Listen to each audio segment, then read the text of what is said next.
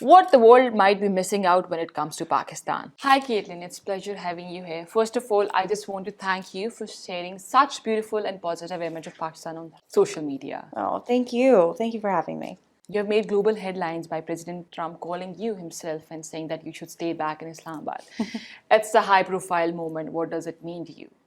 It means a lot to me. I mean, you get in your regular life, and I was just kind of trying to get a story confirmed, of course, but then also I needed to make a decision on my flight. I had a flight out this morning. I went ahead and canceled that because the President of the United States called me and said, you know what, you should probably stay there. There might be some exciting news to happen. So I'm grateful for that tip from the President. So being in the spotlight, was it the first time to have all this spotlight? I never intended to have this much. I'm just going to call it Pakistani hospitality. That's how I'm seeing it, because it has been really wonderful. But yeah, I've just been really warmly accepted by thousands on Twitter and in various media, and I'm so grateful. But I never meant to become a Pakistani mini celebrity.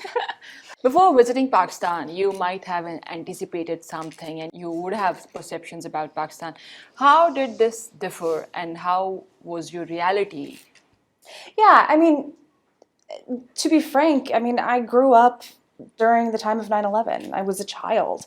And so my perception of Pakistan was very much affected by the war that I witnessed as a kid. And then I grew up to be a war reporter, and I've covered conflicts from Israel to Ukraine. I spent a lot of time covering that war. So coming to Pakistan, I didn't exactly know what to expect, but I definitely know that I didn't expect to have this warm of a welcome and to be treated just so royally. It has been such a treat. So what was the one thing which surprised you the most? It has been the instant reception. I mean, the minute I touched down, I put a photo up. I thought maybe I'd get 2 or 3 likes on it just to say that I was in country because I was excited. And immediately people took to it, and they were so excited that foreign journalists were showing interest in Pakistan that I think that I just instantly formed a magical connection with the Pakistani community. Pakistan recently got Iran and US on the same table, like almost after half a century. How do you see Pakistan's image in world stage in this diplomatic movement? This is a really exciting time for Pakistan. It is. And it's certainly needed. We need more peacemakers in the world. When I spoke to President Trump yesterday, I reported this in the New York Post. He talked about why he wanted the talks to be in Pakistan, and that had a lot to do with his relationship with the field marshal and the relationship that he's built with him over the past year since solving the war with India and Pakistan. What do you think, how significant is this shift of like war, and then now we want peace and we are sitting at the same table and we are like looking for peace? Well, it's huge. It's remarkable, really, that any country can bring together U.S. and Iran. I mean, Iran calls the U.S. the Great Satan. To be able to bring those two countries together at the same table, that is a special type of diplomacy that I think the world would be remiss to not give Pakistan a nod for being able to do that. Exactly.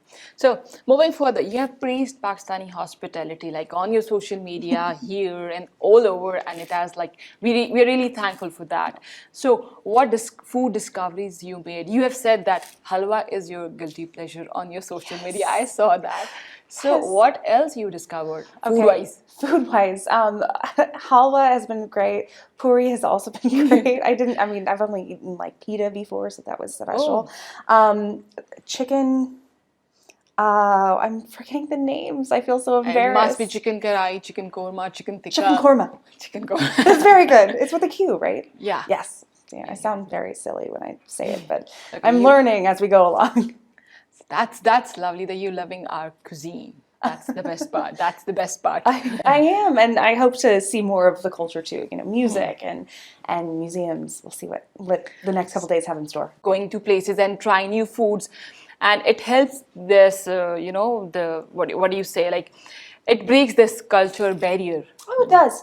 You know, if you spend any time in the United States, especially in a city where I live in Washington, D.C., very multicultural, you have access to the whole world through cuisine. Yeah. And so I'm excited to be able to go home to Washington, D.C. and be able to still have access to Pakistani food. I'm sure there are restaurants there. So I think that food can represent the country and it can really bring people together, make the world a lot smaller. I believe that food connects the world, and that's So the too. one point we all agree. That's a very good. As a journalist, how do you balance immersing yourself personally and while staying objective in your reporting? Of course. I mean, that is the number one point of our jobs, right? It takes a lot of practice. I've been doing this for 12, 13 years now. Amazing. I've been all over the world, and it's just about opening your perspective as much as you can, listening to as many ideas as you possibly can, and reaching out and getting information from sources so that you're not just making inferences based on your own biases. Do you believe what Western media is showcasing Pakistan like?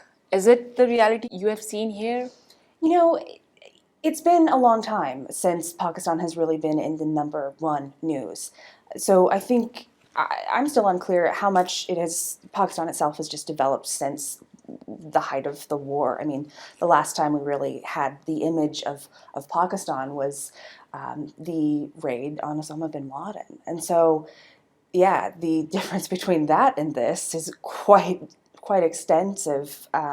But also, I mean, I think that there's an opportunity now for Pakistan to come onto the world stage and show more of who it is. So, what do you think? What is missing from that Western narrative, from the reality what you are seeing in the Pakistan? I think journalists should come here. You know, that is what has been such a big transformative thing for me, was just to be able to But see Pakistan and experience it, because there's just nothing like it.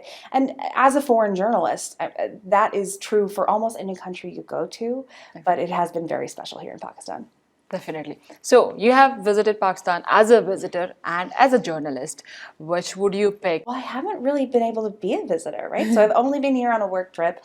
I've really not done much outside of my hotel. I've had some experiences. I've gone to the mall and I've had some dinners out in town. I've met some nice people.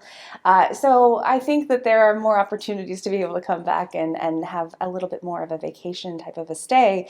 But work-wise, it has been compelling, and I've been able to tell some really challenging stories, and I just hope that I'm able to hear more and tell the world more about what is happening here. One question I just wanted to ask you: when you knew that on Sunday morning, when we did not have any news and we did not have any, deal locked, so what made you stop and what made you stay back? Well, first of all, I was tired. So anybody who was there reporting knows what a long night that was. Yeah. First, and I had gotten in to Pakistan at 3 a.m. that morning of the talks, and then the talks lasted until 6 a.m. the following morning. Exactly. And so, I mean, I maybe got an hour of sleep laying on the floor of the Serena Hotel as the talks were going on. People think journalism is very glamorous, and in some ways it very much is. Yeah, it is, but at times I you are definitely was on the floor at the Serena waiting for the talks to end, and it was a great experience. But I just kind of had one of those moments where I'm like, this is surreal and also just very strange. that we enjoy, and I hope you do not regret staying back, because you're having How this could I? amazing food and you're going to malls and doing all the shoppings. Yeah, I've really enjoyed checking out the culture and the fashions in Pakistan. You can't even get things like you can here back in the United States. The colors, the patterns, all fabulous. Yeah, definitely. We love this culture as well. So, as you mentioned already that you would want to come back to Pakistan for your holidays and for a good trip. So, once you're going back, so what do you want to say to people who have seen Pakistan and the people who know Pakistan only with the headlines? What do you want to say to them? Well, I mean, I would just suggest to them, like I would any of my friends, come and check it out, try it. It's really something wonderful. It takes courage to travel to the other side of the world. Exactly. But I think that that's where we grow and learn the most, is when we do travel. It's been wonderful, and thank you so much. I loved hearing you out, and thank you so much for this beautiful conversation. Of course. And we would love to host you again, and we are enjoying you here.